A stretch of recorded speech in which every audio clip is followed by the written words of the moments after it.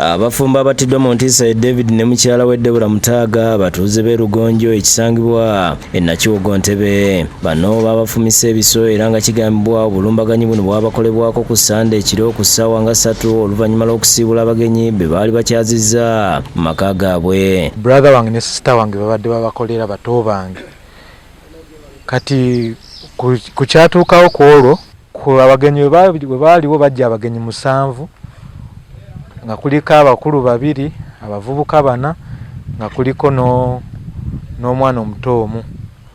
Kati we bamaliriza okukola ebyobugenyi biki abagenyi ne bagenda bafuluma ssaawa ng'emu. Kati ne brother wange ne sister wange nabo ne bafuluma kubanga era brother wange yateekako n'amasannyalaze ago golaba gali ku kikomera era nago yaleka agataddeko. Muzeeyi n'aggalawo gate omuzeeyi omugenzi gate bagigazisa remote ziba ziwera ssaawa 3:05 ng'abaana batuuse ewaka nga mami akuba essimu naye omugenzi kati ng'amuyita Ronald mukomeewo ukomawo tulumbiddwa gye wano dadi ali bubi. Kayigwa Fred Mulindo ssente wa bbanga Nakiwogo agambye nti yafuna essimu okuva ku Daffin muliraanwa waabwe ng'amutegeeza nti bamukubidde essimu tibalumbiddwa abatemu. Mukyala ng'akuba essimu yategeeza neiba nti balumbiddwa abatemu ab'emmundu. Era bwe yankubira essimu ne mugamba nange kankubire security agencies tulabe bwe tugenda okuyambako embeera. Agamba batemye ku poliisi ebyembi yagenda okutuuka nga battiddwa era ng'embeera gye yasanga yalaga nti waliwo ensasagge. Kyamazima twasanga nga gate nzigule nga waliwo omuntu kuba twali tetuna confirminga nti afudde naye ng'omwami w'omu maka ago yali asuuliddwa ku gate awo tulinnya waggulu ku kalina okutuukayo nga n'omukyala yali attiddwa. Kyamazima omukyala yali embeera gye yalimu yattibwa bubi. Titwamusanga ng'oleda ayambuddwa tetutamanyi oba waliwo embeera endala eyamutuusibwako. Emikono baagisanga we bati ng'ate n'amagulu nga nago ate ng'ali bwereere.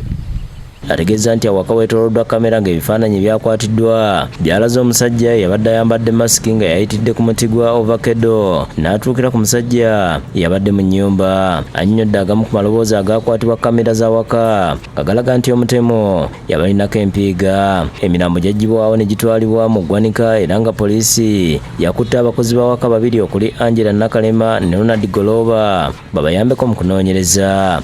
Bano baganda bange of course be basookerwako okubuulizaako kuba be baali babakolera. Sister wange ne muganda wange bato bange bo bali munda. Kati kamera eziri ku kizimbe kino mpitirivu obungi, so tusaba poliisi buli kamu akali ku kamera bakajjeyo basobole okukola okunoonyereza okutuufu. Ebitala byonna byabbibwa byonna, enzikiza nnyingi, emiti mingi, era tuba twetaagawo ku bitaala abakulembeze baffe. Kitegerekese nti abagenzi bakamala emyaka 2 gyokka bukyanga bakomawo okuva mu ggwanga lya Switzerland gye badde bakolera okumala emyaka 3. Paul Zikuliza ssentebe wa Lugonjo Nakiwogo naye annyonnyodde ku byaliwo. Kyatuyisizza bubi nnyo. Abantu bano babadde bakazimba wano era bazimbawo mu bwangu mu myezi ng'ebiri ne bayingira. Bwe baamala okuyingira bajja ne banneeyanjulira era ne mbasanyukira nnyo. Omwogezi wa poliisi mu Kampala n'Emiriraano Patrick Onyango ayogedde bw'ati ku ttemu lino. Gambibwa kamera enkeesi eraga nti bano bazze babuze kikomera ne bayingira ne bamaze okuyingira ne bakola kibakola naye okunoonyereza kukyagenda mu maaso. Godfrey Sempijja yakusakidde gweno ku Bukedde TV.